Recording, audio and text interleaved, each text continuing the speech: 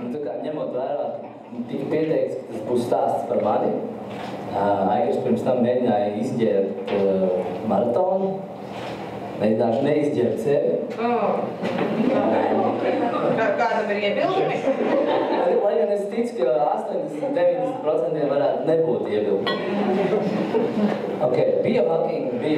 Es domāju, laika gaidā šodienas 20 minūtēs varētu arī parādīties kaut kāda zināma skaidrība, izģērbsim vismaz biohacking ārā.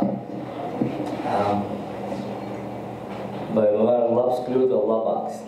Viss sākās ar to, ka faktiski vispār tā, ja es saku, es esmu biohakeris, un vispār, ja jūs kāds esat biohakeri, un es ticu, ka esat, parasti par tādu nekļūst, tāpēc, ka viss ir baigi labi. Tā, ka viss nenormāli labi, un tu gribi uzlabot sevi. Pārsvarā tas ir tā, ka pasties spogulī, kaut kas nepatīk, tur pasties kādu guli tev nepatīk, pa maz sporto, pa daudz kūciņas ēd, kaut ko tam līdzīgi. Gribās skriet maratonu, bet nav spēka, nav laika, vēl kaut kas. Tur daudz tādi ir. Gribās skriet pilno distanci, bet var noskriet tikai 5, jā, un tā tālāk. Un tā būtībā ir tā, ka faktiski ir cilvēks, kurš tagad saka, ok, man kaut kas sevī nepatīk, un gribās kaut ko uzlabot, tad pārsvarā tas ir viss tas, ko tu esi darījis līdz šim, ir novedis tevi līdz šim brīdim, kurā tev kaut kas nepatīk. Un viens no tādiem ļoti būtiskiem citātiem, kurus es mēģinu ievērot un arī uzrunāt arī auditorijā, ar ko ir diezgan liels problēmas cilvēkiem, un iespējams šis citāts ir maz zināms tieši tā iemesla dēļ, ka ir nekomfortabls daudziem cilvēkiem. Mēs zinām, piemēram, Hipokrats ir teicis, ēdiens ir tavs zāles. Tāds ir dzirdēts. Un tad Hipokrata zvēras, ja, galvenais nedarīt pāri, tāds ir arī dzirdēts, ne? Bet, piemēram, šāds citāts ir dzirdēts, ka tev būs jāatsakās no daudz kā, kas tev šobrīd ir tas ierats, tas komfortiņš paši, bet, ja tu gribi būt citā līmenī, kļūt labāks, tev būs kas no daudz kā jāatsakās. Piemēram, vīna vakars jāmaina pret gatavošanos maratonu. Un tādā garā. Un tas nav forši, televizoru vakari, Facebook, Instagram, un vispārējais vienkārši jāmaina. Tas jāatmet malā, un tas nav forši, un tāpēc cilvēki kā pabīdījuši zem tepiķīši šito citātu. Par ko šis citāts ir? Šis stāsts vispār ir par ilgtspēju, par to īsto ilgtspēju, kas būtu ilgdzīvošana. Pirms 5 gadiem, tas arī bija laiks, kad es vēl joprojām skrēju diezgan daudz maratonas. Es noskrēju Rīgas maratonu 2 reizes. Savu labāko laiku es tieši Rīgā dabūju, nevis Berlīnē. Es starp citu skrēju arī Vendelis maratonu, kas bija man pirmais. Tas tiešām ir ar alkoholu bagāts maratons. Tas nekas, tāpēc, ka jāskrien 42 km, tur nav 5 km distanci. Tur nav tā vieglā, aiziešu, paskriešu un padzeršu alkoholu. Tur ir viss nopietni. Nopietni arī tādēļ, ka tur skrien maskās kostīmos. Tiešām 95% cilvēki skrien burtiski lielos kostīmos un sevi apgrūtina. Mēs skrējām vesels bars mucā. Auguma mucā, paldies Dievam. Ok, bet par ilgtspēju. 14. gadā, bišķīt vēl pirms tam, man sanāca laiks iespēja dzīvot Dubajā. Kādu laiku, es nepilnus 2 gadus dzīvoju Dubajā. Ziniet, kas Dubajā ir nenormāli labi? Tur ir apelsīnu sula pakās, garšo tā kā svaigi spiesta sula. Ārprātīgi garšīga. Un nenormāli garšīga rūma. Nenormāli garšīga. Un arī, kas vēl ir baigi labs, mūsdienās ļoti labi ir iemācījušies viņi ražot, uzproducēt seriālus. Fantastiskākos seriālus, burtiski ieraudīt. Es atceros, tas bija tas laiks, kad skatījos Breaking Bad. Ir kāds redzējis? IMDb tajā datubāzē viņš vispār skatās no starp visām filmām viens no augstākajiem. Bet kas baigi labi ir, kad tu skaties to Breaking Bad līdz 1:00–2:00 naktī ar garšīgo kokteilīti rokās. Vienā brīdī tu saproti, ka tava dzīve ir pilna, ja? Un tev ir pilni vaidziņi arī. Viss kļūst pilns un forši un kvalitatīvs. Un tad kaut kad ap to laiku arī mans tēvs nomirst 65 gados, un es tā domāju, kaut kā tas viss neiet tajā virzienā, kādā varētu būt un kādā vajadzētu. Un es saku, ok, man vajadzētu padomāt, kā varētu dzīvot bišķīt ilgāk nekā 65 gadi. Ņemot vērā, ka tas tomēr ģenetiskais fons man nāk no viņa, vajag aizdomāties. Un tad es tagad 41 gadu vecumā domāju tā, vai es varu atrast kaut kādas dzīves tādas virzienus un to garšu tā, lai man nebūtu jātaisa trafarete. Ar komandu. Īstenībā šeit jūs varat ierakstīt jau kādu ciparu, ja? Un labsīt, vai ir tā viena vārda. Jā, un tad ir jautāt, šitām vajadzēja parādīties tikai pēc tam. Ja es gribēju jums uzdot tādu viktorīnu, kuri cilvēki grib nodzīvot līdz 100 gadiem. Ja? Un tā atbilde ir tie, kuriem ir 99. Un kā to var redzēt? To var redzēt, piemēram, arī tiem, kam nav 99 gadi, kuriem, piemēram, 70 gadi. Jūs aiziet, teiksim, uz veselības centru 4 un paskatieties, teiksim, nāk tantiņa pie ķirurga vai pie kaut kāda ortopēda vai ko, viņi knāpi tur iet un knāpi sten, ja? Bet viņi iet pie ārsta, kāpēc? Jo gribās dzīvot.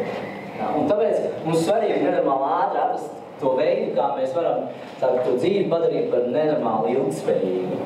Par to, kā, lai mēs varētu, teiksim, 70 gados vēl sākt domāt, varbūt tās, ka man jānoskrien ir vēl viens maratons. Kādi jums ir vecākie cilvēki, kas piedalās? Pat ir 90. 6 vai 10. Maratoni. Ziniet kā, es gribētu nomirt 7 projektu vidū. Tā, ka pirmkārt mēnesis cilvēki pēc tam nesēro, tāpēc, ka viņi nevar saprast, kā tikt galā ar tiem 7 projektiem. Tā, tas būtu tas īstais, ja, ka tu esi pilns iekšā. Tāds būtu tas uzstādījums. Ziniet, kas problēma ir tāda, ka pēc 30-40 gadiem viss paliek slikti. Pasakiet, kas paliek labi pēc 30-40 gadiem, ja neko nedara. Tad viss vienkārši iet lējā. Kas interesanti, ja jūs varat izdomāt, piemēram, šeit sākt uzlabot savu dzīvi, šeit, kaut kādā brīdī vairs nevar. Bet jūs varat sākt jau laicīgi tagad, pa bišķiņam sākt celties uz augšu. Pa bišķiņam. Tas, par ko šis stāsts ir īstenībā par pieciem tādiem vienkāršiem rīkiem, uzsver vārds vienkārši, neviegli. Ļoti elementāri. Un kas vēl interesanti ir, nekas no tā nebūs jums jauna. Tas nebūs tā, 5 jauni rīki. Wow! Kur jums visu laiku bijāt? Nē, tad visi zināsim. Bet pirms tam vēl es gribēju pateikt, ka šie rīki mazliet atsaucās uz tādu, kā saucamo ilgdzīvotāju piramīdu. Ja jums ir jāzina dzīvē tikai viena vienīgā piramīda, es teiktu, ka tā ir šī ilgdzīvotāju piramīda. Neaizmirstiet par uzturu piramīdām vai Maslovu piramīdām. Šī ir tā galvenā. Šī ir tā no tās zilajām zonām piramīda, kur 4 lietas, kas faktiski raksturo daudz, zilās zonas ir ciemati, kur cilvēki lielā skaitā dzīvo 100 un vairāk gadus. Un tad šīs 4 lietas ir tas, kas visus viņus vieno, kas ir kopīgi. Šeit droši vien varētu piezīmēt vēl vienu apakšējo kārtu, bet tā kā tā nav īsti ietekmējumi, tad par to nemaz nestāst, un tie ir gēni. Ja? Kurš var mainīt gēnus? Gēni inženieri. Bet tas, lai paliek citam stāstam. Šeit varētu vēl vienu kārtu ielikt, par ko būs viens no trikiem, viens no tādām metodēm. Un man bišķīt ir, es nezinu īsti, kāpēc tas nav iekļauts šeit iekšā, bet šīs 4 lietas ir ļoti svarīgas. Un kāpēc par to ilgdzīvošanu, kāpēc vajadzētu kaut vai sev nodefinēt, sev uzlikt kā tādu kaut vai smieklīgo mērķi dzīvot ilgi, tāpēc, ka smadzenes ir gatavas uzņemt tikai to, ko mēs esam gatavi. Mums ir jānodefinē, un tikai tad mēs uz to varam iet. Ja? Par to runā kognitīva behaviorālā terapija, un vispār psiholoģijā daudz par to tiek runāts, ka mums sev bišķīt ir jāuzbūvē tas mērķis. Un šis viss ir par instrumentiem, būtībā 5 instrumentus priekšu. Sāksim ar pirmo. Ziniet, Warrens Buffets, piemēram, jau ir teiksim, liels investīciju speciālists, uzkrājas ļoti daudz naudas, viņa pirmais noteikums ir, ziniet kāds? Nevis, kuri foršāk investēt, bet pirmais noteikums ir, kā nezaudēt naudu. Tāpēc, ka viņš zina, grāmata, Daniela Kahnemana grāmata, domāta ātri un lēni, ir tikai un vienīgi par to, kā mums izvairīties no tā, kas mums dara pāri. Tas ir novākt visu lieko, un būtībā arī visas šitās te lietas, ja, kas mums dara pāri. Faktiski atpazīt visus mūsu dzīves gandējošos elementus ir uzdevums numur 1. Ja? Un, piemēram, tas, kas nākošais, ko es gribēju pateikt, ir vienkārši izslēdzam notifikācijas. Kam ir izslēgtas notifikācijas? Wow! Tas jau ir daudz. Pārējie? Kas ir notifikācijas? Notifikācijas ir telefonos, tev visu laiku lecārā paziņojumi, ka tev ir, nezinu, ielikts Instagramā jauns laika. Ja? E-pasti, viss pārējais. Mums tik daudz, mums informācija nāk no visām malām, un pēc tam mēs nesaprotam, kā tikt ar to visu galā. Tikai tāpēc, ka mēs ļaujam tam notikt. Mums ir jāizslēdz. Nākamais, kas mums dara pāri, konstanti pieejams ēdiens. Mūsu ķermenis ir radīts tam, lai mēs esam īstenībā ļoti piemēroti ilgstoši būt badā. Bet ķermenis un mūsu nervu sistēma domā, ka mums būs grūti atrast ēdienu arī uz priekšu, tāpēc mēs katreiz ieraugot ēdienu, tikai turpinām ēst un ēst un ēst. Ja, ēdienas vienkārši izslēdzam ārā, cik vien var aiztaisam tiktā. Ejam projām no ēdieniem. Starp citu, vēl par vidi runājot, viens no tādiem slēptiem draudiem, es nezinu, cik tas tiešā veidā attiecās uz zaļo punktu un uz šķiratlonu, bet vēl viena slēptā problēma, ar ko cilvēks saskarās, teiksim, ādas izsitumi, slikts miegs, maz enerģijas, ir toksisks spēlējums. Mums tagad visas mājas ir ar reķipšiem apsistas, un tur pa vidu kaut kur vācās slikti izvērtināmas telpas, vācās mitrums, un šis te mitrums vairo pelējumu. 30% cilvēki tiek negatīvi ietekmēti viņu veselība, ja viņi ir pakļauti regulāram toksiskam pelējumam. Tas ir nenormāli nopietni, par to maz runā, tāpēc, ka tad ir jāmaina visas mājas. Ejam tālāk, numur 2. Kustības, skeleta muskuļi. Atcerieties, teicu, ka pēc 30 gadiem viss paliek slikti. Viena lieta, kas pilnīgi noteikti paliek ļoti slikti, ir samazinās kaulu blīvums un muskuļu masa.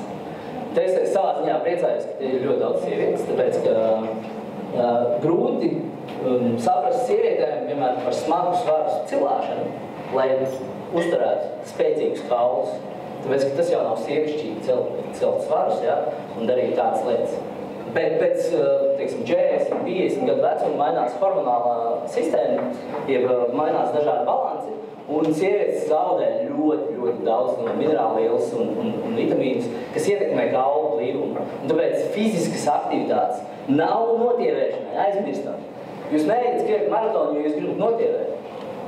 Tas ir mīts, absolūts mīts, ar ēdienu mēs to darām.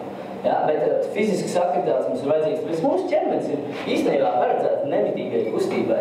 Un tāpēc nav jautājums par 10 000 soļu dienā, vai vienreiz vai divreiz nedēļā treniņš, kad nezinu, stundai kāds crossfitu iet tur trenēties un domā, wow. Bet kā katru stundu kustēties? 300 soļu stundā. Tādai tai būtu jābūt pieejamai.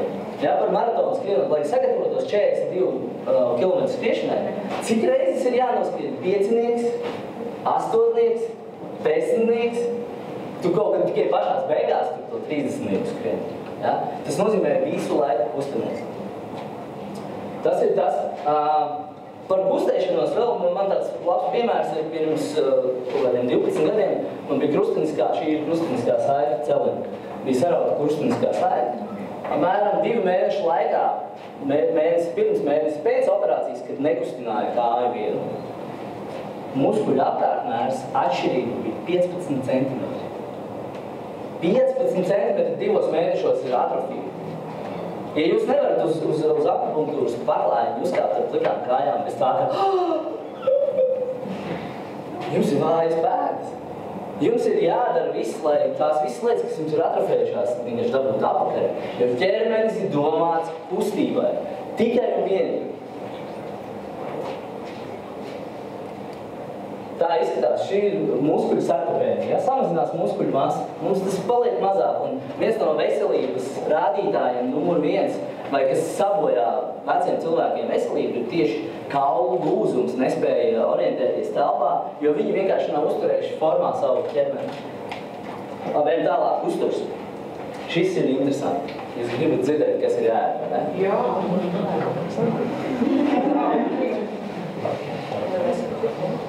Uztur piramīdes, tas švietlieši, ja? Aizmirstam, es par uzturu runājot nepieminēšu nevienu pārtikas produktu. Numur viens, kas vieno visas pasaules tautas, visas reliģijas, visas kontinents, visas zemes pilnīgi. Viena vienīgā lieta, kas visā pasaulē ir vienāda attiecībā uz uzturu, ir, ziniet, kas? Nēšana. Gavēšana. Regulāra gavēšana. Ir ļoti daudz dažādu veidu, zinātniskie rādījumi, pētījumi un viss kaut kas. Jūs varat lasīt par pārtrauktiem gavēņiem, pagarinātiem gavēņiem, reliģiskiem gavēņiem un tā tālāk. Bet fakts ir tāds, ja jūs kādā no formātiem neesat integrējuši gavēšanu savā dzīvē, tad principā jums ir, jūs nedarat visu, ko jūs varat izdarīt. Un otra lieta ir, arī, protams, visi grib zināt, kur tad diēta ir tā veselīgākā, veģetārais, bez cukuru, bez taukiem, bez ogļhidrātiem un tā tālāk. Ziniet, kāda ir visa efekta? Ja jūs neko nenomainīsiet savā dzīvē attiecībā uz ēdienu, ja jūs turpināsiet ēst visu pilnīgi to pašu, ko jūs ēdat tagad, un ja jums tas nepatīk līdz galam. Viena vienīgā lieta, ko jums vajadzētu turpināt darīt, ir pareizāk ieviest kā jaunumu, ir lēni ēst. Tas bija šīt. Lēni ēst. Vienkārši lēni. Aiziet nākšais jums uzdevums. Te pat ostas skatos vai kādā citā ēdnīcā vienkārši paskatīties, cik ātri cilvēki apēd savas porcijas. No sākuma paskatīties citus, un tad skatāties uz sevi. Jums vajadzētu uzstādīt sev uzdevumu paēst ne ātrāk kā 15 minūtēs. Un ir ļoti daudz, kāpēc tas svarīgi ir. Iemesls, kāpēc, piemēram, arī viss tās lūkšanas pirms ēdienu reizēm, tāpēc, ka tas nomierina nervu sistēmu. Mums ir svarīgi dabūt savu nervu sistēmu no simpatiskās, tā ir tā uzbudinājuma stāvoklis, uz parasimpatisko, kas ir tas miera stāvoklis. Nevēl tā angliski tas saucās rest and digest, atpūties un sagramot. Un ja mēs aizējam 3 minūtēs, 7 minūtēs apēdam, tur mums vienkārši ir jāēd vairāk, un tas viss nepārstrādājas, pilns vēders, gulēt gribās, atcikot ir ļoti slikti. Lēni ēdam. Viss. Es nenosaucu nevienu pārtikas produktu. 4. Iespējams no biohakeriem, no tādas sevis, no individuālā, no sevis uzlabošanas viedokļa, ar pašizaugsmi, un es gribu būt stiprāks, es gribu būt labāks, es gribu sev izdarīt to. Viena lieta, ko tu nevari izdarīt, ja tu gribi pilnvērtīgi dzīvot, ir, tu nevari viens būt kopā ar citiem. Sociālais aspekts, vide, kādu mēs izvēlamies apkārt. Mēs ļoti labi zinām, kas notiek, ja mēs pakļaujam sevi kontaktam, fiziskam kontaktam ar citiem cilvēkiem. Mums izmainās hormonālā sistēma, mums parādās dažādi laimes hormoni, vazopresīns, serotonīns, oksitocīns. Tie ir visi, bez kuriem mēs nevaram teikt, man ir laba dzīve, es varu ilgi dzīvot. Jūs redzējāt, šī ir apakšējā pati viena no svarīgākajiem ilgdzīvotājiem. Visi pārējais gandrīz var nebūt, galvenais ir kopā laba būšana. Un kas tagad notiek ar sociālajiem tīkliem, mums īstenībā rada ilūziju, ka mēs esam ļoti konektēti, ka mums viss notiek, bet tas nerada šīs fizioloģiskās izmaiņas, līdz ar ko mums nenotiek tas, kam vajadzētu notikt. Tāpēc, pat tiem, kuri, es zinu arī dažas dāmas, droši vien tāds racionālāks, mazāk emocionāls, bet es, piemēram, esmu tāds arī ar racionālu, man viss tā uķi, emocionālā mīļa un būšana ir kaut kā bišķi tāda, mazliet pa distanci. Un tad es saku, tad uzturiet to kā uzturu bagātinātāju, kā tādu vienu dozu vai, 2 dozes dienā, tev ir vajadzīgs sociāls kontakts, fizisks kontakts ar mīļajiem, ar tuvajiem, ar draugiem, paziņām un tā tālāk.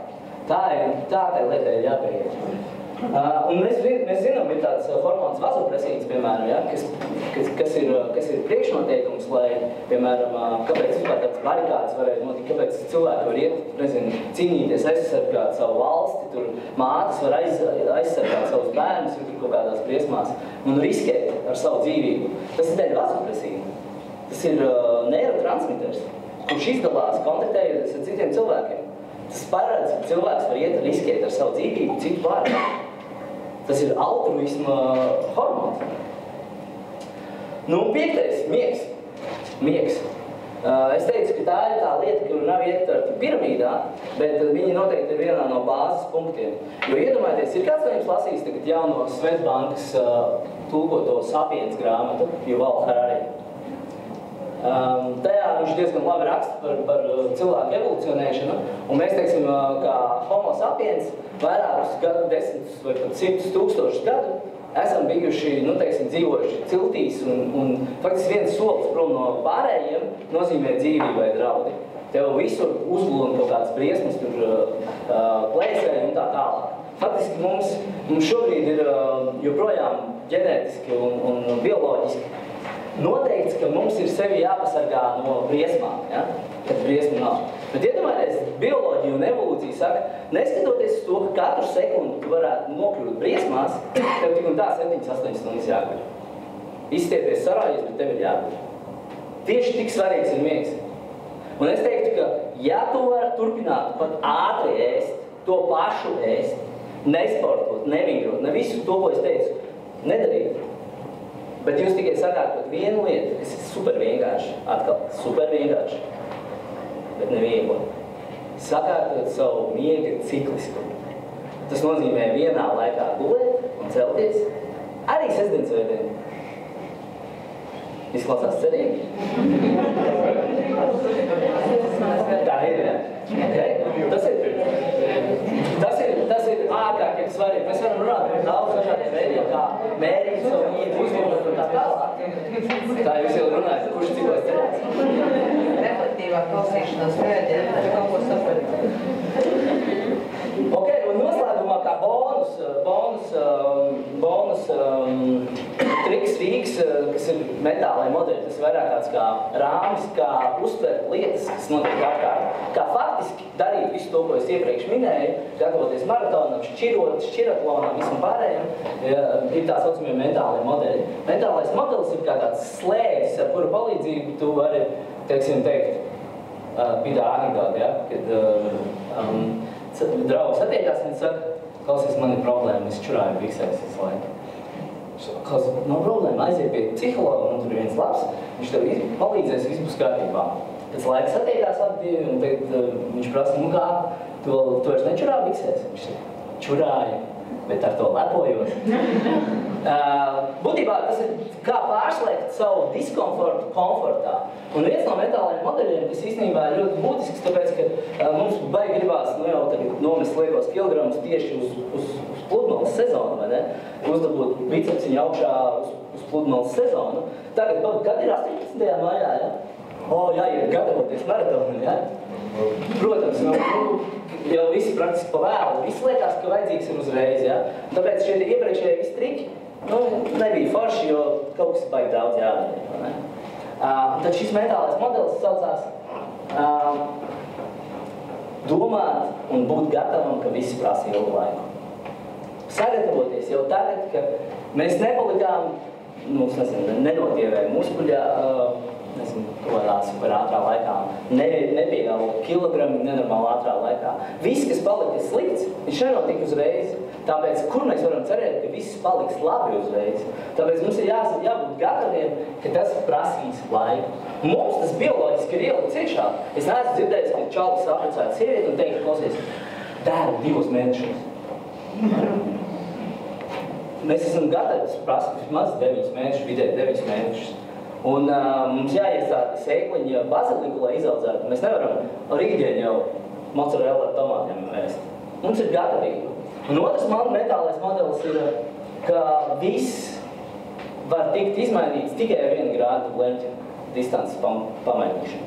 Par to pašu kuģi runājot. Ja kuģim kompasā iestālētu, ka viņš brauks tagad pa 1 grādu leņķa izmaiņu, kādu laiku liksies, ka viņš brauc pa to pašu ceļu.